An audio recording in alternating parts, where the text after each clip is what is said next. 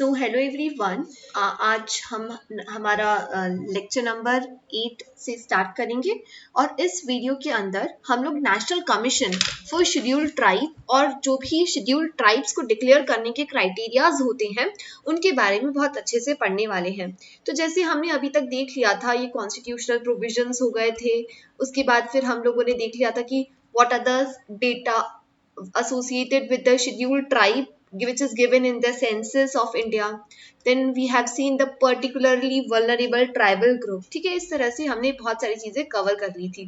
तो आज हम लोग मोस्टली फोकस करेंगे जो भी प्रोविजंस हैं और जो भी बॉडीज है जो ट्राइबल्स हैं, जो शेड्यूल्ड ट्राइब्स हैं, उनको रेगुलेट करती है, उनके बारे में हम अच्छे से पढ़ने वाले हैं। ठीक है, तो सबसे पहले है national commission for scheduled tribe. Again it is a constitutional body. हमें पता है कि इसका जो मेंशन है वो कॉन्स्टिट्यूशन के अंदर दे रखा है। तो आपको देखना है कि कब फॉर्म हुई थी। तो हम देखते हैं, जो national commission for scheduled tribe it is set up effect from 19th April 2004 by amending the Article 338 and by inserting the Article 338A in the Constitution through 39th Constitutional Amendment Act 2006। तो देखो मैं आपको बताती हूँ, यदि हम बात करें तो पहले तब कॉन्स्टिट्यूशन फॉर्म हुआ था, तब आर्टिकल 338 के अंदर जो national commission for scheduled tribe और शेड्यूल्ड कास्ट वो दोनों एक ही बॉडी हुआ करता था।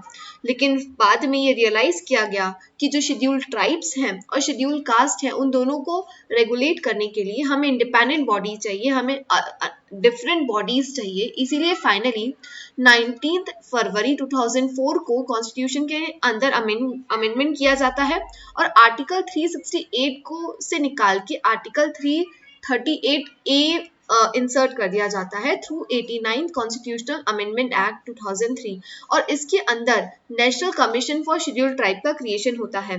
तो हो सकता है एमपीपीएससी आपको कंफ्यूज कर देगा कि जो national commission for scheduled tribe है वो 338 के अंदर दे रखा है। तो आपको आंसर रॉन्ग मार्क करना है। आपको ये याद रखना है कि जो national commission for scheduled tribe है उसका जो फॉर्मेशन है वो 338A में हुआ था। अब देखो आप कैसे याद रखोगे। देखो SC एंड ST, S दोनों में कॉमन है। ठीक है, अब बताओ C पहले आता है कि T पहले आता है? ऑब्वियसली C पहले आता है अल्फाबेट्स में। तो जो C है मतलब शेड्यूल कास्ट वाला कमीशन है वो 338 के अंदर है और 338A के अंदर शेड्यूल ट्राइब है। ठीक है, इस तरह से आप लॉजिकली याद रख सकते हैं, आप भूलेंगे नहीं इस ट्रिक से। ठीक है, तो ये आ सकता है कि क्या ये कॉन्स्टिट्यूशनल बॉडी है? हाँ, definitely it is a constitutional body which functions under the ministry of social justice and empowerment. ठीक है, it establishes with the view to provide safeguard against the exploitation of scheduled tribe. It aims to promote and protect the social, economic, cultural interest and special provisions made in the constitution। ठीक है, जो भी scheduled tribe के लिए जो भी constitutional provisions बनाए गए हैं उनको सेफगार्ड करने के लिए ये कमीशन है। ठीक है, तो आपको यहाँ पे बेसिकली क्या चीज याद रखनी है, इसका फॉर्मेशन कब हुआ था? तो ये अमेंडमेंट के थ्रू आई थी 19 फरवरी 2004 में। कौन से आर्टिकल के अंदर दे रखा है? 338A। एंड कौन से अमेंडमेंट से दोनों में सेपरेशन हुआ था? तो 89 कॉन्स्टिट्यूशनल अमेंडमेंट एक्ट। ठीक है, अब हम यदि कंपोजिशन की बात करें तो कंपोजिशन में एक चेयरपर्सन होगा, एक वाइस पर्सन होगा, वाइस चेयरपर्सन होगा एंड 3 मेंबर्स होंगे।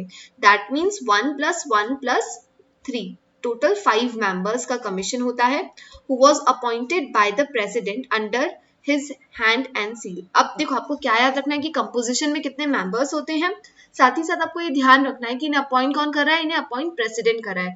अब देखो जनरली जो भी कॉन्स्टिट्यूशनल बॉडीज होती है ना उनका अपॉइंटमेंट जनरली प्रेसिडेंट करते हैं, तो आपको इतना सा ध्यान रखना है। ठीक है, At least one member should be women, है ना, एक तो women होना ही चाहिए। The chairman and the vice chairman and other members hold the office for 3 years। कितने साल तक करेंगे? तो देखो आप ऐसे याद रखना कि 1 + 1 + 3, अब 3 आ गया तो 3 years, ऐसे याद रख लो। The members are not eligible for appointment for more than 2 terms. मतलब सपोज आप 6 साल एक फर्स्ट टर्म में आप 3 साल के लिए बन गए, फिर सेकेंड टर्म में भी आप 3 साल के लिए, मतलब टोटल 6 साल के बाद आप वापस से अपॉइंट नहीं किए जा सकते। तो आपको कंपोजिशन में क्या याद रखना है, 5 मेंबर बॉडी है, एक विमेन होना जरूरी है, 3 इयर्स तक इनका अपॉइंटमेंट हो सकता, 3 इयर्स के लिए होता है टर्म्स, एंड इनका रीअपॉइंटमेंट 2 टाइम्स के बाद नहीं हो सकता है। ठीक, अब आता है there are certain essential characteristics for a community to be identified as a scheduled tribe. ठीक है, तो कुछ कुछ ऐसे क्राइटेरियाज होते हैं जिससे हम आइडेंटिफाई करते हैं कि कौन सी कास्ट शेड्यूल्ड ट्राइब है, कौन सी शेड्यूल्ड ट्राइब नहीं है।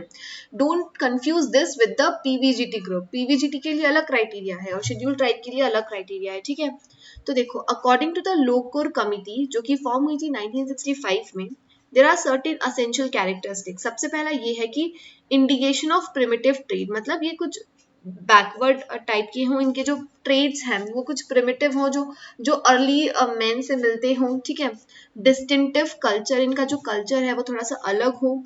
Shyness of contact with the community at large, मतलब ये अपने आइसोलेशन में रह रहे हैं, इनका ज्यादा कॉन्टेक्ट नहीं हुआ है जो हमारी जोग्राफिकल एरिया है उनके साथ। And there is a geographical isolation and backwardness. तो ये कुछ प्राज क्राइटेरियाज है जिसके थ्रू हम आइडेंटिफाई करते हैं कि वो शेड्यूल्ड ट्राइब है कि नहीं है। ठीक है, now purpose of inclusion of tribes in ST list. अब बहुत there are so many purposes जिसकी वजह से गवर्नमेंट शेड्यूल्ड ट्राइब की लिस्ट लेके आती है। So let's start discussing this one by one. First of all आता है प्रोसेस क्या है, कि कैसी प्रोसेस से हम जो ट्राइब्स हैं उनको शेड्यूल्ड ट्राइब में हम लिस्ट कर सकते हैं। The first process would be first of all recommendation from the respective state government. मान लो ये इंडिया है, ठीक है, ये इंडिया है हमारा।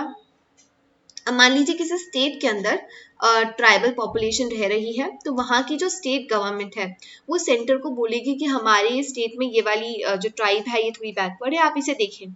अभी जो प्रपोजल है वो जाएगा ट्राइबल अफेयर मिनिस्ट्री। देखो एक चीज आप इधर करेक्ट कर लेना कि जो national commission for scheduled tribe है ना, ये मिनिस्ट्री ऑफ ट्राइबल के अंदर आता है, ना कि सोशल जस्टिस एंड एम्पावरमेंट।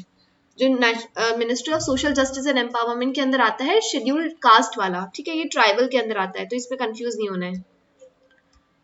ठीक है, तो ये ट्राइबल मिनिस्ट्री के पास रिव्यू के लिए जाएगा, then the send them to the registrar general of India for approval. ठीक है, तो क्या हुआ, स्टेट ने सेंटर के पास दिया, सेंटर में भी ट्राइबल मिनिस्ट्री के पास गया, उसके बाद फिर ये रजिस्ट्रार जनरल के पास जाएगा, and then national commission for scheduled tribe के पास जाएगा जो इसे अप्रूव करेगा, और उसकी लिस्ट ये कैबिनेट को सेंड करेगा फॉर द फाइनल डिसीजन। तो इस तरह से प्रोसेस होता है। ठीक है, now what are the benefits. कुछ कुछ बेनिफिट्स मिलते हैं इन्हें यदि ये एससी की लिस्ट में इंक्लूडेड हो जाते हैं। तो सबसे पहला बेनिफिट है IT enables members, जो SC category status है, it enables the community nearly to scheduled tribe to derive the benefits means from ST under the existing schemes of government। ठीक है, तब जैसे मैंने आपको कल बताया था कि there are so many schemes which are running by the government for the welfare of the scheduled tribe, तो ये लोग उनका benefit ले सकते हैं। Some major benefits include post matric scholarship. आपने देखा होगा कि कॉलेजेस वगैरह में जो ST SC OBC हैं उन्हें अलग से ही ये जो पोस्ट मैट्रिक स्कॉलरशिप है या स्कॉलरशिप दी जाती है, तो उसका वो लोग बेनिफिट्स ले सकते हैं। ओवरसीज स्कॉलरशिप का बेनिफिट ले सकते हैं, नेशनल फेलोशिप प्रोग्राम्स, एजुकेशन के साथ साथ फिर उन्हें लोन्स मिल सकते हैं, डेवलपमेंटल कॉर्पोरेशन हॉस्टल्स में उनको बेनिफिट मिलता है।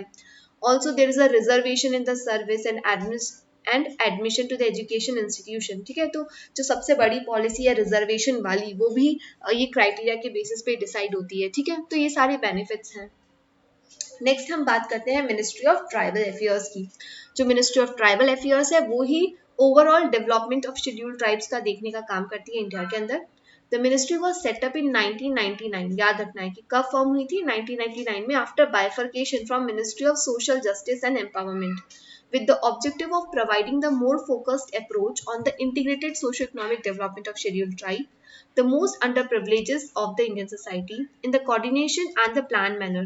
The Ministry of Tribal Affairs shall be the nodal ministry for overall policy planning, coordinations of programs for the scheduled tribe। मतलब जो भी प्रोग्राम स्कीम्स वगैरह लानी रहती है तो वो कौन लेके आता है, मिनिस्ट्री ऑफ ट्राइबल अफेयर्स। कब फॉर्म हुई थी, 1999 के अंदर। ठीक है, फाइन, इतना आई थिंक सबको समझ में आ गया। तो बस आज के लिए हम इतना ही पढ़ने वाले थे। तो मैंने क्या क्या पढ़ा दिया, मैंने आपको national commission for scheduled tribe, उसके बाद क्राइटेरियाज देख लिया हमने, फिर प्रोसेस क्या है, बेनिफिट्स क्या है, finally ministry of tribal affairs. तो इस तरह से हमारा ये कंप्लीट होता है। If you are liking this channel, to like and subscribe and obviously comment करना ना भूलें। Thank you so much.